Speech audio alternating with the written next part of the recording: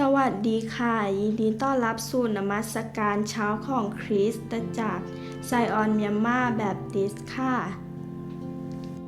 စီအောင်မြန်မာနေ့ချင်းခရီးအသင်းတော်မဟာချိုင်မနနဲ့အာယုံကူကွယ်ကူပြုခြင်းအစီအစဉ်မှာကြားနာဖို့ရင်အတွက်နှုတ်ကပတ်တမန်ကျမ်းစာတစ်ပိုက်ကိုဖတ်ကြားပါမယ်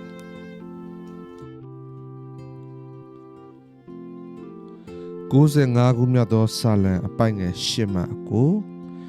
ယနေ့တွင်သင်တို့သည်ဗျာဒိတ်တော်အတန်ကိုကြားလက်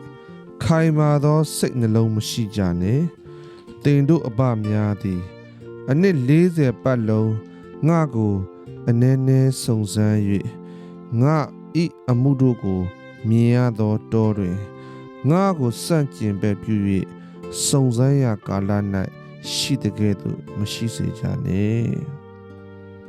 ဒီနေ့ဘုရားသခင်ကကျွန်တော်တို့ကိုဒီနေ့စကားပြောပါတယ်ကျွန်တော်တို့ကို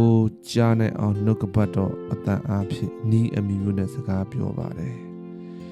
ဒီထဲမှာမှဗျာဒိတ်တော်အတန်ဆိုတဲ့ကျွန်တော်ရဲ့ဘဝအတ္တအနာဂတ်နဲ့ဆက်ဆိုင်တဲ့အရာတွေကျွန်တော်ရဲ့ဝိညာဉ်စိတ်ခန္ဓာကိုခွန်အားဖြစ်စေမယ့်အရာတွေကိုအမြဲတမ်းပြောလဲရှိပါတယ်လူပြောတဲ့အခါမှာအတန်ကိုကြားပြီးတော့ခိုင်မာသောစိတ်နှလုံးမရှိကြနဲ့ဒီဘလောက်ပဲကြားကြားယုံကြည်ခြင်းမတိုးလာဘူးယုံကြည်ခြင်းမခိုင်ခန့်လာဘူးဒုံရင်အတိုင်းပဲရှိတယ်ဒီနေ့ဥပမာပေးထားပါတယ်သူတို့ရဲ့အဘများကနှစ်40ပတ်လုံးဒီနေ့ဣသရေလလူတွေတော်တယ်မှာနှစ်40ပတ်လုံးငါ့ကိုအနီးမျိုးစုံနဲ့စုံစမ်းပြီးတော့ဒီဘလောက်ပဲနမိတ်လက္ခဏာတွေမြင်ရပါလိမ့်စေဒီနေ့သူဖျားသခင်ကိုစန့်ကျင်ပဲပြုတယ်စုံစမ်းတယ်အဲ့ဒီလိုစိတ်မရှိကြနဲ့ဒီဆာလန်ဆီယာကပြန်လဲပြီးတော့တွန်းအားပေးထားပါတယ်ကျွန်တော်နေ့စဉ်ကြားတဲ့နှုတ်ကပတ်တော်ကိုမြည်ဆန်းပါကျွန်တော်လုံးသားမခိုင်ပါဘူးနဲ့ယုံကြည်ခြင်းခိုင်ခန့်အောင်တိုးတက်အောင်ဆက်လက်ပြီးတော့နှုတ်ကပတ်တော်အတန်ကိုကြားနာပြီးနူးညံ့သောစိတ်ဖြင့်နှုတ်ပတ်တော်ကိုခံတော်သူများဖြစ်ပါစေကြောင်းအနေငယ်ဝင်ရပါတယ်ဘုရားသခင်တညတာလုံးအတွက်ကြေးတော်ချီးမွမ်းပါတယ်တနေ့တာလုံးကိုပို့ဆောင်ပါနနက်ခင်းအချိန်၌သက်ရှင်လက်ဆက်သောလေများကိုရှုရှဲရသောအခွင့်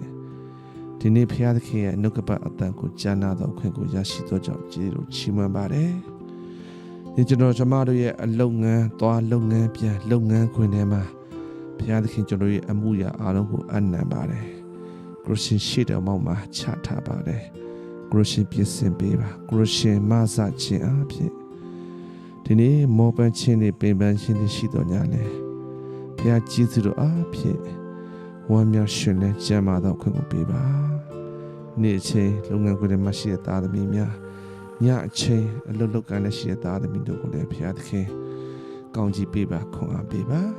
ကျမ်းမာခြင်းအားနည်းရှိတဲ့သားသမီးများဝိညာဉ်စိတ်ခန္ဓာအားနည်းရှိတဲ့သားသမီးတို့ကိုလည်းဘုရားသခင်ကျမ်းမာခြင်းနဲ့ရည်ပတ်တော်မူပါအသင်းတော်မှာရှိတဲ့တက်ကြီးသူတွေတက်ကျွဲတွေတက်လက်တွေလူငယ်တွေကလေးသူငယ်မှအစအသင်းတော်အားလုံးကိုကောင်းချီးပေးပါပါဝင်မိသားဖလက်ရှိတဲ့ကိုရှင်သားသမီးတို့လည်းကောင်းချီးပေးပါထိုင်းနိုင်ငံမှာရှိတဲ့မြန်မာပြည်သူပြည်သားတို့ကိုကောင်းချီးပေးပါမြန်မာပြည်ကြီးကိုလည်းပြင်လဲပြီးငြိမ်းချမ်းသာယာပျော်ရွှင်ရပါမိကြောင်းမြန်မာပြည်ကိုလည်းကိုရှင်တရားစီရင်တဲ့ကောင်းချီးပေးတဲ့အားတော်မူပါနည်းနည်းအချိန်မှနေ့လေနေဝမိုးချိုးတဲ့အောင်ဘုရားသခင်အတူပါရှိပါမိကြောင်းသခင်ရှုခရစ်တော်ဖျားနာမ၌ဆုတောင်းဆက်ကပ်ကြပါတယ်ဖခင်သခင်အာမင်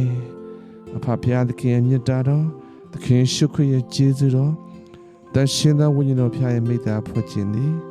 အသင်းတော်မှာရှိသောသားသမီးအကြီးငယ်အပေါင်းဆက်ဆက်နဲ့ရှိတဲ့မိသားစုဆွေမျိုးဤနိုင်ငံမှာရှိသောခရစ်ယာန်သားသမီးများကျွန်မတို့အားလုံးတို့အပေါ်သို့ယခုမှစ၍ကာလအစဉ်မြဲတက်ရောက်တည်ရှိတည်နေပါစေသောအာမင်